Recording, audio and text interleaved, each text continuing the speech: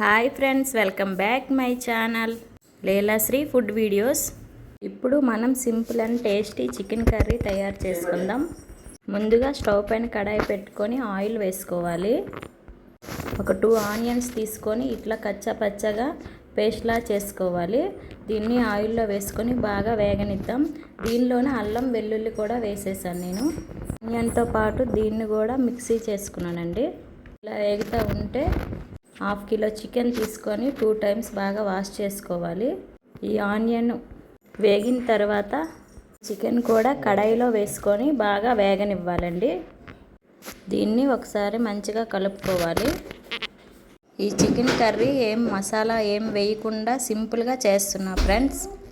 ఇలా వేగుతునేటప్పుడు ఒకసారి దీనిపైన మూత పెట్టుదాం.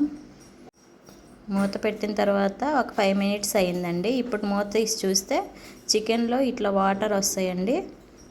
ఇలా వాటర్ వచ్చిన తర్వాత ఇలా వేగనివ్వాలి. ఈ వాటర్ మొత్తం ఇంకి చికెన్ కూడా బాగా వేగిందండి. ఇలా వేగిన తర్వాత మొత్తం వాటర్ ఈ చికెన్ బాగా వేగింది. ఇప్పుడు దీనిలో ముందుగా సాల్ట్ వేసుకుందాం. మనకు టేస్ట్కి సరిపడా సాల్ట్ ఇప్పుడే వేసుకోవాలి. తర్వాత ఇంకా పసుపు కూడా వేసుకుందాం. పసుపు కూడా వేసినాక ఒక 2 స్పూన్స్ కారం కూడా వేసుకోవాలండి. దీన్ని ఇప్పుడు ఒకసారి బాగా కలుపుకోవాలి. అలాగే కొంచెం గరం మసాలా వేసాను. ఇంకా మసాలాలు వేయలేదండి. ఈ మసాలా మొత్తం కలుపుకోవాలండి. ఇట్లా వీడియోలో చూపించినట్టు బాగా కలుపుకోవాలి. ఇప్పుడు ఈ చికెన్కి ఉప్పు కారం అన్నీ వేసుకున్నాం కదా, ఈ కొద్దిసేపు దీనికి మగ్గనివ్వాలండి. ఒకసారి మూత పెట్టుకుందాం. అలా అయితే ఈ చికెన్కి మొత్తం వేసిన మసాలా మొత్తం బాగా వేగుతుందండి.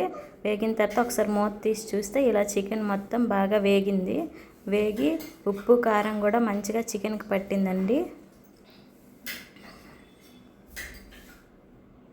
వేగేటప్పుడే సగం చికెన్ బాగా కుక్ అయిపోతుందండి. అయిన తర్వాత దీంట్లో కొన్ని వాటర్ పోసుకుందాం. ఒకసారి కలుపుకోవాలండి. కలుపుకున్న తర్వాత కొంచెం వాటర్ వేసుకుందాం.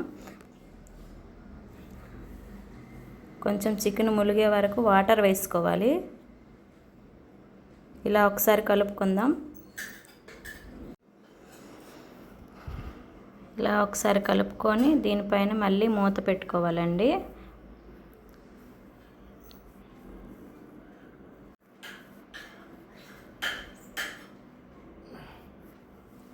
ఇలా మూత పెట్టుకోవాలి. మూత పెట్టుకొని ఒక 5 మినిట్స్ తర్వాత ఒకసారి మూత తీసి చూస్తే చికెన్లో వాటర్ కొంచెం దగ్గరికి అయిన తర్వాత ఒకసారి మళ్ళీ కలుపుకోవాలండి. ఇప్పుడు ఉప్పు సరిపోయిందో లేదో ఒకసారి చూసుకోవాలి. సరిపోకపోతే ఇప్పుడే ఉప్పు కూడా యాడ్ చేసుకోవాలండి. మళ్ళీ ఒకసారి మూత పెట్టుకుందాం. మూత పెట్టుకొని ఒక 2 మినిట్స్ తర్వాత మళ్ళీ ఓపెన్ చేసి చూస్తే చికెన్ మొత్తం దగ్గర అయింది. ఇప్పుడు దీంట్లో ఒక సీక్రెట్ ఇంగ్రీడియంట్ వేద్దాం. ఇలా ఒకసారి కలిసిన తర్వాత కొంచెం కసూరి మెతి తీసుకొని ఈ లాస్ట్లో ఇట్లా నలిపి వేసుకుంటే టేస్ట్ చాలా బాగుంటుందండి. ఇట్లా సింపుల్గా చేసుకోండి. వంట రాని వాళ్ళు కూడా ఇలా సింపుల్గా చికెన్ కర్రీ చేసుకోవచ్చు. చాలా టేస్టీగా ఉంటుందండి. ఇట్లా గ్రేవీ బాగా వస్తుందండి. ఈ చికెన్ కర్రీ మీరు కూడా ట్రై చేసి మీ ఇంట్లో ఎలా వచ్చిందో కామెంట్ చేయండి. ఇప్పటి వరకు మన ఛానల్ సబ్స్క్రైబ్ చేసుకోకపోతే సబ్స్క్రైబ్ చేసుకోండి. ఇంకా లైక్ చేయండి, వీడియోని షేర్ చేయండి. చికెన్ కర్రీ రెడీ అయిపోయిందండి. ఇట్లా ఆనియన్ పేస్ట్ వేసుకుంటే మనకి ఇట్లా గ్రేవీలా వస్తుంది. రైస్లోకి రోటీలోకి చాలా బాగుంటుంది.